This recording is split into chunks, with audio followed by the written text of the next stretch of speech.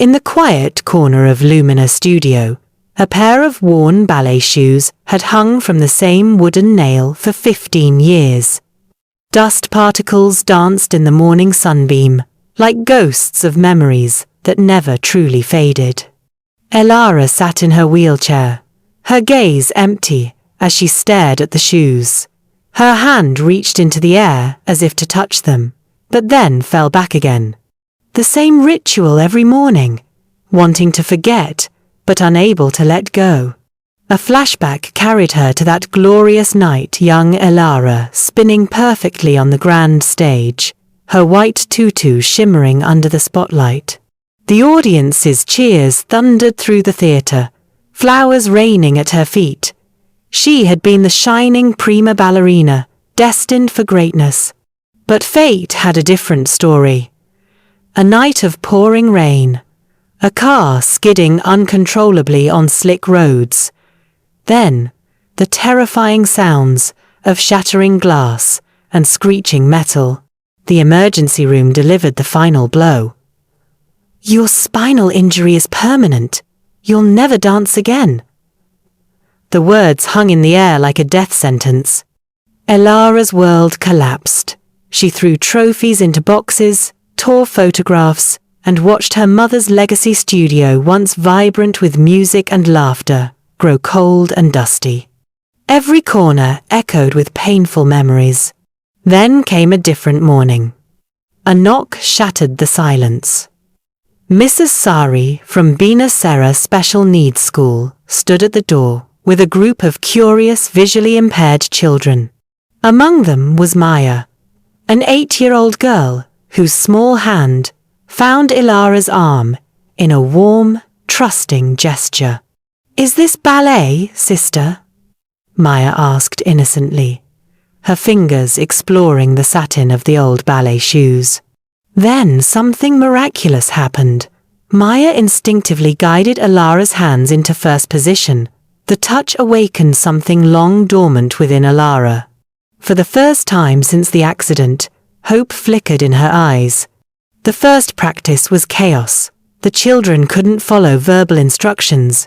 But then came the breakthrough. Elara placed their hands on her body, letting them feel each movement through touch. A new language was born. Leo, a shy 10-year-old, discovered he could hear music through vibrations in the wooden floor. Touch ballet became their unique method of communication, hands as eyes, hearts as guides. Weeks of struggle followed, falling, rising, and trying again. But then came the unforgettable day when all the children moved in perfect harmony. The silent studio now echoed with laughter and applause. When an invitation arrived to perform at the City Inclusion Festival, Elara hesitated, but the children's unwavering enthusiasm gave her courage. They prepared tirelessly, hand-sewing costumes, selecting music rich with vibrations, and choreographing movements meant to be felt rather than seen. On performance night, Elara watched from the wings, her soft whispers guiding each dancer. 1, 2, 3. Feel the music. Let it flow through your blood. The children performed "The Light in My Heart" with astonishing precision, not merely dancing, but storytelling with their souls.